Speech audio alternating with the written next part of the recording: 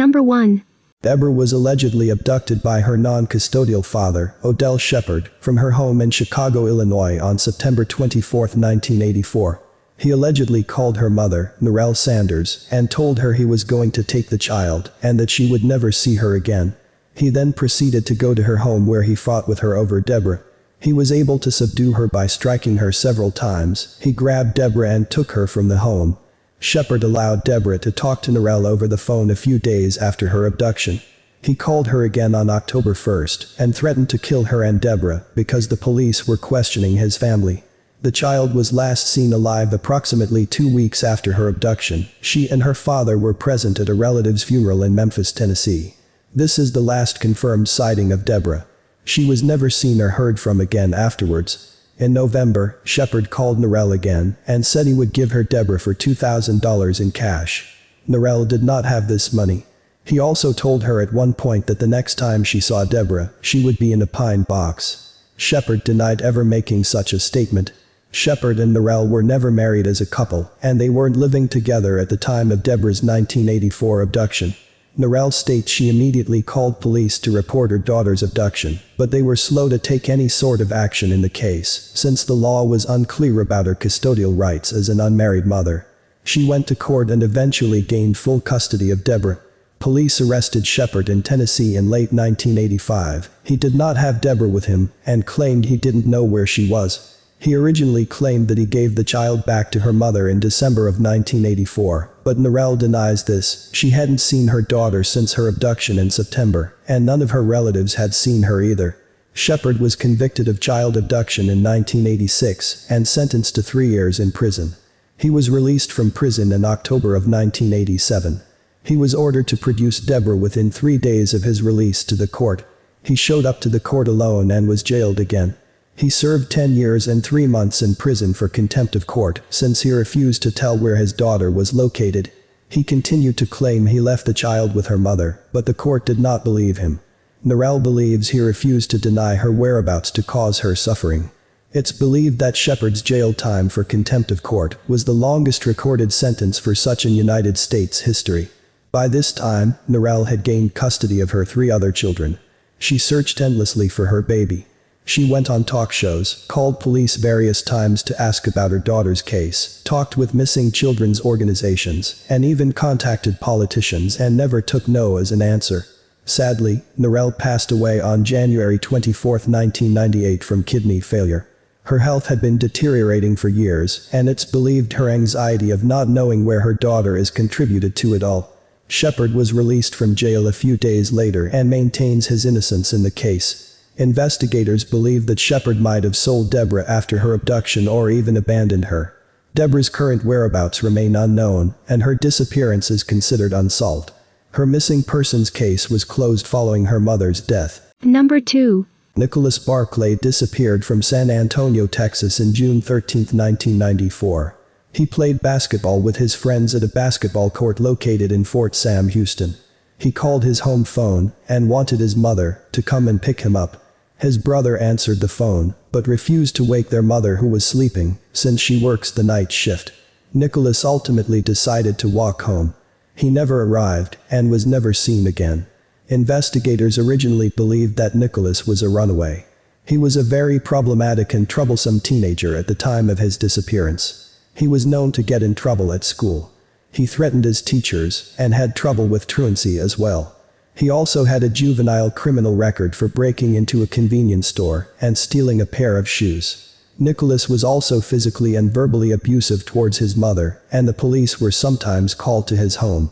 At some point prior to Nicholas's disappearance, his mother asked her older son, Jason, to move in with them and to potentially help take control of Nicholas. This apparently caused more trouble in their household since Jason had a drug addiction and a violent temper.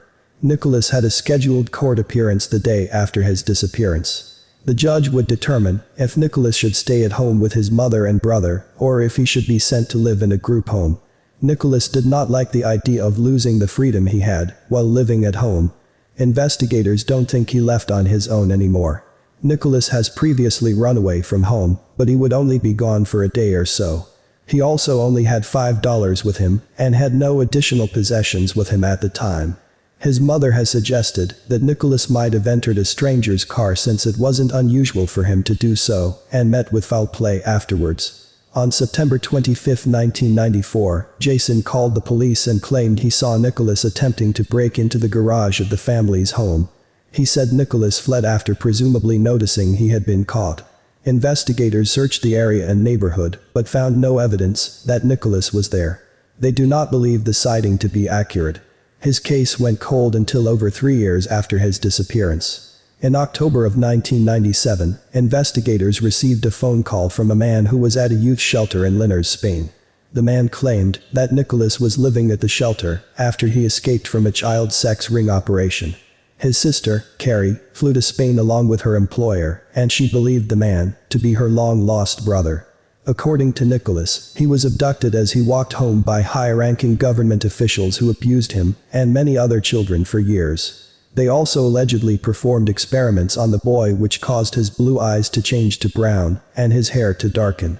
He claimed they did this to make him unrecognizable as the missing boy, while his immediate family, except Jason, believed this man to be their long-lost family member. His extended relatives had their doubts. It's entirely impossible to alter a person's eye color, and when comparing photographs of the found man to missing Nicholas, they noticed his ear shapes were different, and he didn't resemble the boy at all.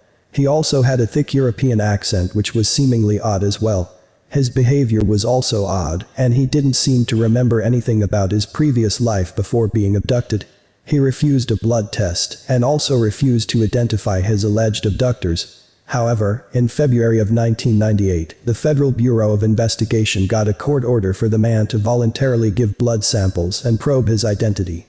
The samples identified him as Frédéric Pierre Bourdin. He was 23 years old and was a French citizen who posed as Nicholas and various other missing children from Europe. Bourdin claimed he gathered Nicholas's name and information from a missing children's center. Bourdin was convicted of perjury and passport fraud in 1998 and admitted to posing as the missing child. He made several compelling statements about the boy's disappearance afterwards. He at one point claimed that he had met Nicholas in Spain and that he was still alive. He now denies this statement and claims he has proof the boy was dead and his theory on the case. He served 6 years in prison for his crimes against the Barclay family. He believes that Jason was killed by someone within the family. He noted how oddly they all acted around him and fed him information about Nicholas so he would remember it. The family even went as far as to still believing he was the real Nicholas, even after he was exposed. Bourdin said he was baffled by this all. Investigators have also considered the possibility that Nicholas's family was somehow involved in his disappearance. His mother was subjected to 3 polygraph exams. She passed the first 2 but failed the third. She was addicted to drugs in 1994, but did go into recovery after Nicholas disappeared. Police also noted that Jason's phone call he made in September of 1994 wasn't uncommon. They called it a common tactic in which people did this to make others fall under the assumption that the person was still alive. He was questioned by investigators multiple times, but he never revealed anything incriminating. Some speculate that Jason killed Nicholas and that their mother helped cover up the crime to protect Jason. This possibility has not been substantiated, but investigators call Jason a possible suspect in his brother's case. Before anything could happen, Jason died of a drug overdose in 1998. Many people believe this to be intentional, but it's unclear. Jason's death threw the investigation into a frigid cold state. It's unknown if he or anyone in the family had a hand in Nicholas's disappearance or not. It's possible Nicholas is still in the local area. Some agencies might classify Jason as an endangered runaway. Nicholas's disappearance remains unsolved, and foul play is considered a high possibility in his case. He has never been recovered. Number 3. Lucy was last seen in Goodlettsville, Tennessee on July 25, 1996. She was allegedly last seen in the parking lot of the Rivergate Mall at 5:30 p.m. The car she was traveling in parked near the Castor Knott department store. Her mother, young Meadows, claimed that the child exited the car's back seat on the driver's side of the car, while she went to the passenger side of the car to get packages she planned to sell at a nearby flea market. When she turned around, Lucy had vanished. Her disappearance was immediately reported, and the mall security team as well as police extensively searched the area for Lucy. No trace of her was ever found, however. It apparently only took a few seconds to a minute for Lucy to disappear. A witness who heard Meadows looking for her daughter was the one who called the police. Young told the police that she heard no other vehicles around the area when her daughter disappeared. It's possible that a brown or champagne-colored minivan was seen by witnesses in the parking lot at the time. It's possible the vehicle was involved in her disappearance, but no such vehicle had been located. Young has exhibited suspicious behavior since her daughter first disappeared. She changed her story about how long she left Lucy unattended and said she could have left Lucy alone for up to 15 minutes that day. She last told someone that Lucy went missing from a mall in Clarksville before she went to Rivergate Mall. Some witnesses said they saw Lucy at the Clarksville Mall with her mother, but others never recalled seeing the child at all. Surveillance footage from the parking lot were watched from that day. While the footage was too far away to see what happened to Lucy, it did show Young walking around the parking lot, and she appeared to be looking for someone. At the time of her disappearance, Young and Lucy's father, Tom Meadows, were separated. Lucy lived with her mother, older brother, and a friend of her mother's, Hyung Dai. Tom called Dai the source for his relationship problems with Young. After Dai's husband was deployed with the Air Force, she moved in with Young. Tom strongly disagreed with Dai staying in the home with them and the children, and it was this disagreement that caused Tom to leave the house and for Young to file for divorce. They had been separated for a year by the time Lucy disappeared. Tom started eviction processes for Dai after multiple statements of neglect were brought forth to him. Neighbors told him that they would find Lucy wandering alone outside and crying. He also discovered that Young would leave their 11-year-old son at home alone for extended periods of time. Tom claimed he felt that Dai had something to do with Lucy's disappearance. It should be noted that Young failed 2 polygraph exams in relation to her daughter's disappearance and stopped cooperating with investigators regarding the whole thing. Tom has been active in the search for his daughter and hopes for answers. A break in the case came in 2004 when a new witness came forward about something he saw the night before Lucy disappeared. Apparently, the witness observed that Lucy was in medical distress and that she was wrapped in a blanket and could have been dead. The witness also claimed to have seen 2 adults standing over Lucy. They screamed Lucy's name and asked for a Bible. They then took Lucy to the bathroom. The witness was 12 years old at the time of the alleged incident. Investigators have refused to identify him, but did state he was a family member. He was given a polygraph exam and passed it. Investigators believe he was telling the truth about what he saw. He didn't come forward sooner because he didn't know the significance of what he saw. No criminal charges have been filed in Lucy's disappearance, and investigators have no strong suspects in her case. While her case is classified as a non-family abduction, investigators aren't sure if she was actually kidnapped or if she even made it to either mall that day. Lucy's disappearance remains unsolved. Foul play is possible in her case. Number 4. Bradley was last seen in Phoenix, Arizona on November 10, 1995.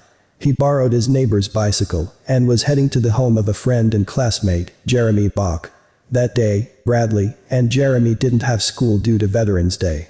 Their parents did not know they didn't have school that day. Jeremy was the only person at the home since his stepfather, Daniel Bach, left for work at 7 a.m. This meant that Brad and Jeremy would be at the home until another classmate, Taylor Smith, would come to the home. Brad's mother, Rhonda Michie, found out he had no school that day and pages her son to find out where he was. He Bent responded to the page. Rhonda reported him missing when she came home that evening, and he was nowhere to be found. Bach's home was located at Ahwatukee Custom Estates in the 3200 block of East Piro Street. He initially claimed that Brad and him were fooling around with his stepdad's gun. The gun was described as a .357 Magnum revolver. He claimed that Brad accidentally shot at a wall and barely missed Jeremy before fleeing the home. Bradley's disappearance was considered a runaway case and was investigated as such for the next 2 months after his disappearance. There were various inconsistencies in Bach's stories which kept changing each time he spoke to an investigator or person of authority. Investigators started to suspect Bach knew more about what happened to Bradley that day than he was letting on. He continued to change his stories, and also rumors came abound that a gun was shot in the Bach residence that day. Taylor Smith arrived at Jeremy's home at approximately 10 a.m. or 11 a.m. Bach originally claimed that Brad fled on the bicycle he rode there, but Smith testified she saw it in the driveway of the Bach home. Taylor also said that Brad's hat was in the home and on a table in the living room along with his pager. She also testified that she noticed a bullet casing in the trash can in the living room. Bach told her that Brad left after they got into an argument while playing a video game because Bach called Taylor a name. He claimed that he and Brad fought and that he had hit Bach in the face with a chair which caused his nose to bleed. Taylor noticed that there was a hole in the kitchen wall and blood drops on Bach's shirt. She also noticed a stain on the kitchen floor. He said the stain was a ketchup stain. Bach claimed that Brad threw a fork that caused the hole in the kitchen wall. He allegedly dug what appeared to be a slug from the wall. Investigators believe that Bach knew more about what happened that day with Brad than he was letting on. It was soon evident that the .357 revolver had in fact been shot because Jeremy showed his stepdad the slug. On January 9, 1996, investigators seized the trash bin from the Bach family residence. When a detective opened the lid on January 12, he noticed there was a strong smell of purification, but that there was no odor when the lid was closed. Sanitation workers and the maids of the Bach residence also noticed the blood on the outside of the container. One of the maids even noticed a pant leg with something heavy inside the bun before it was emptied. Investigators found that there was blood and bodily fluids on the can. They tested the blood samples which were found to be consistent with the blood of Rhonda's offspring. On February 15, 1996, Las Vegas authorities and investigators from Arizona served a physical evidence order against Bach. A day later, his mother and him called the authorities and said they wanted to speak with detectives. The interview was tape-recorded, and Bach admitted to accidentally killing Bradley on the day he disappeared. Bach claimed that he and Brad were playing with a gun that in the home. He said he was holding the revolver when something hit his hand, and he pulled the trigger. The shot fired into Brad's chest and he fell to the ground. He said it took an hour and a half for Bradley to die. Bach proceeded to place Brad's body in the trash bin where it stayed for over a week. Bach was charged with murder in Bradley's case. He did change his story of how the accident occurred several times, and investigators believe the shooting might have been intentional, and due to an argument, Bach denies this. He did admit to not seeking help for Brad after the shooting, which could have saved his life. He would be known as the youngest person to face trial as an adult in the state of Arizona. He was convicted of second-degree murder and sentenced a maximum sentence of 22 years. Since the gun used in the murder belonged to his stepfather, Bradley's parents sued Daniel and claimed he didn't store his firearms properly. They also accused him of possibly helping Jeremy to dispose of Hanson's body. The case against Daniel was settled out of court. Investigators spent 2 months and $100,000 in the search for Brad's body. They believe the trash bin containing it was taken to Butterfield Station landfill. They searched the landfill intensively but never found the body. Brad has never been recovered, but foul play is suspected in his disappearance. Number 5. Sarah was last seen in Spooner, Wisconsin on April 3, 1996. She was last seen getting off of her school bus at the end of her long gravel driveway of her family's residence at 4 p.m. At least 4 witnesses saw Sarah begin to walk up her driveway. She never made it to her home, and was never seen again. One of Sarah's stepbrothers called her mother, Marie Lambert, at 4:37 p.m. and told her that Sarah never came home. Marie got into her car and drove to Spooner. She and her husband, Jim Lambert, were out of town on the day of her disappearance and had no intentions of returning until the next day, but Sarah's disappearance caused her mother to do so. Her mother spent the whole night calling and visiting places she would frequent, but she was unable to locate Sarah. She reported her daughter missing the next day. Police initially treated the case as that of a runaway, and was investigated as such for 3 years after she disappeared. She lived in a home described as not a place for a teenaged girl.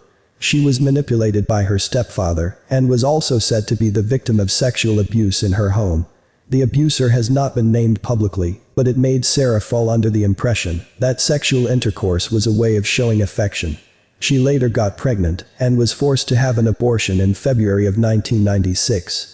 In addition to that, Sarah was also grounded from leaving her home for anything besides school. On the day she disappeared, Sarah was looking forward to getting home, because that weekend she would be ungrounded. That morning, her stepbrother drove her to a friend's home, and they walked to school from there.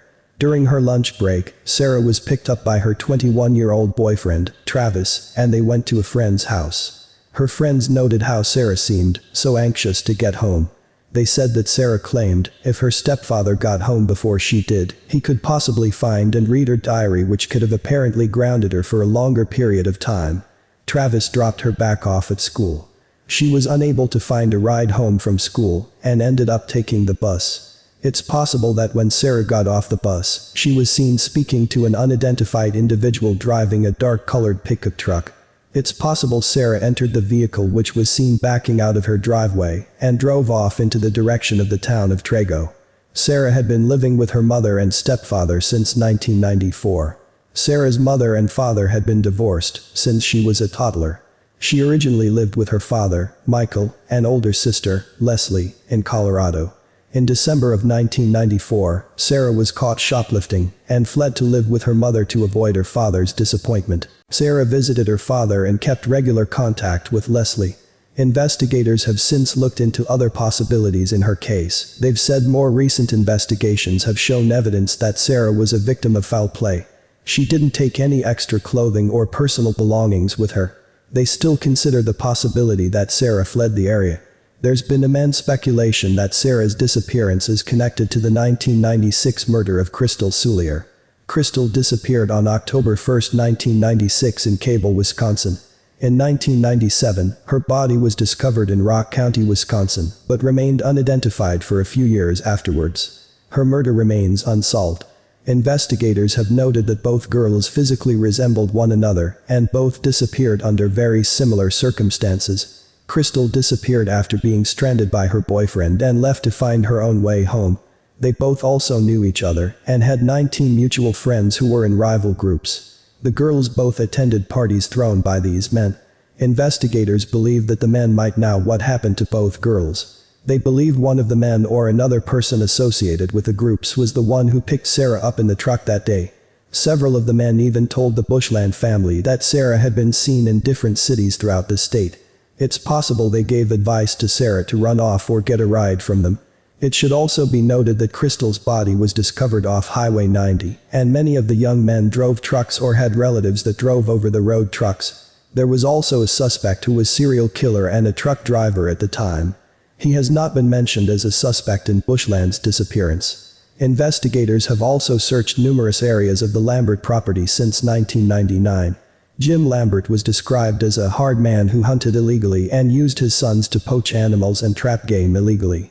He was also suspected in several arson schemes that ended in insurance fraud. They've searched the property at least 3 other times since, but found nothing. At the time of her disappearance, Sarah was possibly thinking of moving back with her father and her stepmother. They lived in Chippewa Falls at the time. She was described as a girl who could fit into any friend group and put others before herself. She was a sophomore at Spooner High School in 1996. Sarah's disappearance remains unsolved, and foul play is suspected in her case. Her father believes she is deceased, but her sister holds on to hope that she's still out there, and hopes for her to come home one day.